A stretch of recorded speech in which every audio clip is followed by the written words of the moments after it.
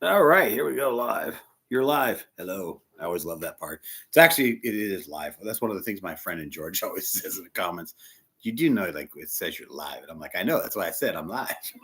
Hello, Church of Inclusion, TCI family, Jonathan's Refuge, and all of our faithful followers from around the world. It is your Archbishop Jonathan Brown. I am so happy to be here today with you guys. Sorry about the bad shadows and the darkness on one side of the face, and I can't get rid of it. I apologize. The lights are just the way they are. We're at the Refuge here in Marysville, having a wonderful night. I'm going to make this message a little shorter than usual, so you guys know I like to get into things right off the bat.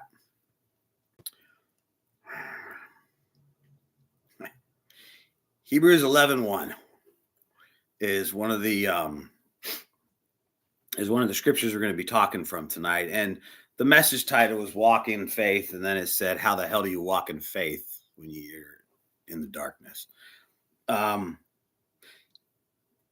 When you look at Hebrew, it defines the scripture of 11:1. Pretty much, it defines our faith, or the faith that we're supposed to have, as an assurance of things hoped for, but a conviction of the things that aren't seen. Does that make sense? And so when you start to think about what that means, and I wrote this down, when it said walk by faith. However, when you look at the world, what you're doing is you're trying to handle the world's goods, with contentment. That's when you realize that God has promised to supply our material. I used to be a wealthy guy. I had a lot of money. Y'all know that. Now money means 8 years ago, money became nothing, like absolutely nothing to me. And the funny thing is, the day that money became nothing to me is the day that all of my substance showed up. Now, I don't know if that makes sense to people out there listening, but what I'm trying to explain is every year I spend a lifetime acquiring that with a dollar. The second I stopped caring about what it meant, and it doesn't mean anything. I was literally content. I had walked out of prison with a box to my name. I had lost an entire empire, is gone. And I'm being put in a men's home, which owned this very house. And then I moved in here 30 days later, and I took this place over.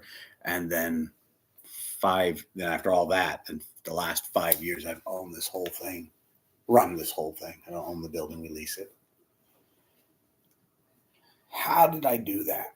And I'm going to tell y'all a story, because right now in my life, most of you that know me know I'm going through a lot of trials, and very strong trials. Each one of them could be a book by themselves. But I remember a dear friend of mine. His name is Chuck Robbins. We all know him here, Papa Chuck. His name's on a plaque. Papa Chuck was the sheriff of Pierce County, and in the last 6 months of his life, he died, of course. But the last 6 months, he asked myself and my wife, asked her to take care of him, and then they needed a male person, and they asked me, and I stopped everything I was doing because, again, money means nothing to me. So I went to spend the last 6 months of his life with him and became best friends. He actually called me his best friend. That's something I'll cherish till the day I die.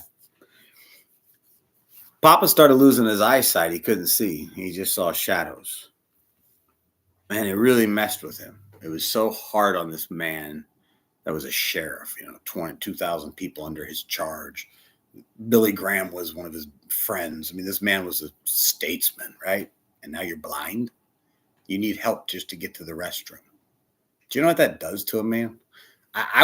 Y'all know I went through my strokes. I was in the bed, couldn't move, and had to live in diapers that people had to change. There's something that it does to you that changes you. So I could relate to him. But with the eye thing, he got a little angry. He's like, "You can't relate." I was like, "Why is that?" He goes, "Because you got your eyesight." I told him a story about when I lost my eyesight, actually, in a car accident. Car wrapped around a tree. My foot had snapped up, and I'm in a seat, but now my foot is facing my forehead. Snapped it up. And the head hit so hard, I lost full eyesight. Black as can be. And for 6 days, I never saw nothing. And I told him that I honestly don't think he felt like it mattered because it was only 6 days. You know what I mean? He's been dealing with this for the last couple of years.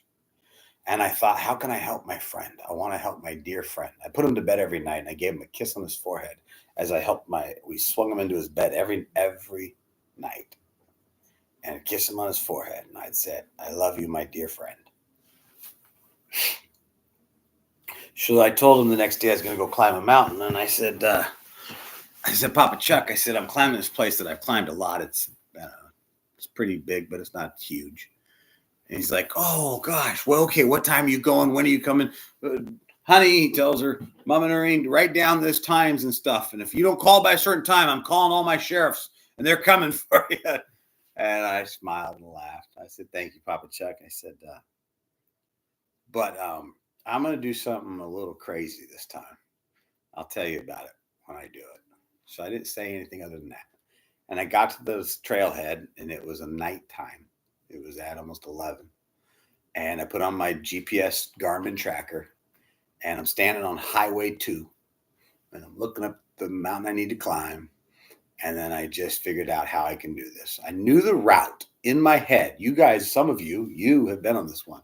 We've walked this so many times that I can tell you how it kind of goes. I'm closing my eyes, but I can tell you it goes. We go up, we go across the whole front, and we get the big trees, the old growth, and we kind of go that direction. Then you cut back to the left, which is west, and then you do the big zig up, and then that goes east. And then you're going to come around the front of the mountain and by the cliffs, and you're going to go around the cliffs. And then there's a little section where you do the photo op at the cliffs, and you climb the stairs and I say stairs, mountain things for another 60 feet. And then you get to this top, and there's a fire tower, and it's 1, 2, 3, 4, 5 flights up. And on the top's an actual place you can sleep if you wanted to, but there's a lookout. And I grabbed a bandana and I blindfolded myself. And then I put a camera and a GoPro in front of me connected, looking at me, and one looking out, and got footage of me walking up an entire mountain with just my sticks, walking with no eyesight. It was the most terrifying thing I had ever done up to that moment. That was so scary. I got to the top, and I knew I had reception up there. So I called. And I said, Papa Chuck, I got a video to show you. And he goes, oh gosh, what? It's like in the middle of the, it's late. And I said, yeah, I know. That's why they had you watching a TV show. And he's like, oh, okay. Well, are you safe? And I said, yeah, kind of. I'm on top of this mountain, and I explained what happened, what I did. And they said he was on the edge of his seat. He was cute. And I walked back down blindfolded, all filmed, all videoed. And I could take it so I could show him, even though he couldn't see. He had people that would watch it, and he was so excited. And I looked at him when I got back, and I held his hands, and I said, Papa Chuck, if this fat-ass cripple can walk up a mountain blind, you can live and fight a few more. And God bless that man. He worked out a little harder, took a few more steps, and was a kind person to all of us. And we love him very much. When you walk by faith and not by sight, it's the most terrifying thing I've ever done. Those of you that don't know, I'm a mountain guy. I've been climbing mountains my whole life. I'm wearing a Tommy Bahama shirt, a nice outfit, Tommy Bahama shorts, and I'm wearing like these $500 shoes. They don't blend in. They're like $500 mountain shoes. Like, you're like, what's wrong with that guy? I'm a mountain guy. Give me the mountain. I love it. And I remember going to a couple mountains, and there's some cliffs you have to climb, and people don't know I'm terrified of falling, and I'm terrified of heights. I'll be honest with you, I'm terrified of climbing mountains, just so you guys all know that. But why do I do it? Anyone have an idea? To get closer to God. That's why I go to the mountains, but not why I keep pushing to climb bigger ones. What's that? Overcome your fear. It's because I want to make sure that I can overcome that. I know you guys are going to laugh at me, because I am scared of spiders. Big, tough guy. But last night, it was about that long. No, that's huge for me, okay? It was that long. It was like a half-inch long. The body. That's a big body. In front of a couple of board members, yeah, I killed it. Left its corpse in the trash can for all of its cousins to see. I know that's foolish and we laugh, but I'm slowly getting better. Why? Because every day I'm trying to put on my faith hat and not my sight. I am in such realms right now that I am out of my league in so many ways. And most of my colleagues out there, my archbishop friends and my bishop friends and my big CEO buddies, all my celebrities, you know what's funny? None of them ever share when they're struggling. Not once. And so for 30, 40 years, people think they're like flawless.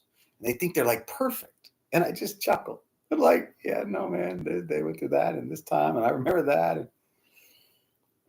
And I don't want to be that guy. That's why I've always shared my faults, because I want you to realize I'm just like you. Jesus was just like us. So as I normally go 15 to 20 minutes and it's only been 11 up. I want to wrap this up. I want you to think about this. What is the battle in your life right now? What inside of you is raging? Because just because I've got major things flying doesn't mean you don't either. And it's not yours is bigger of a nightmare than my nightmare, or my drama is worse than your drama. If you start doing that, this whole thing in the world falls apart. You're going through a chaotic moment, whatever that might be. And I'm going through a chaotic moment. And then you've just got to comprehend that it's okay to have chaotic moments, but how we deal with them is up to us.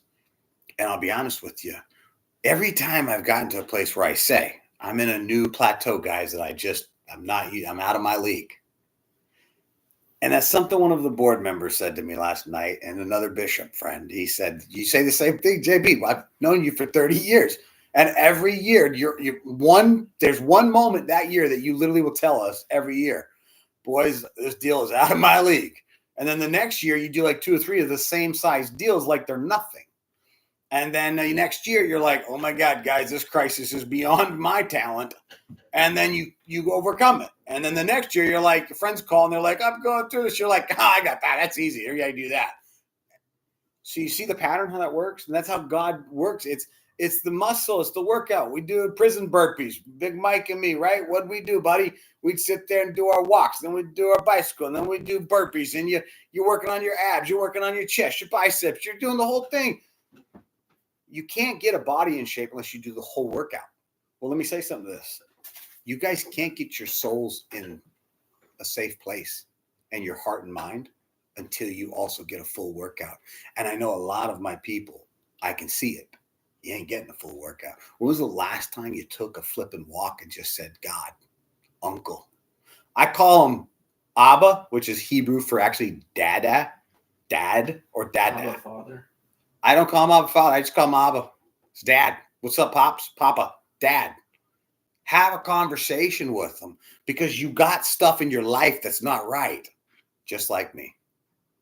Now, just because you got a title like a bishop or something, or a CEO, or you got money and nice trucks and you got everything you need, guess what?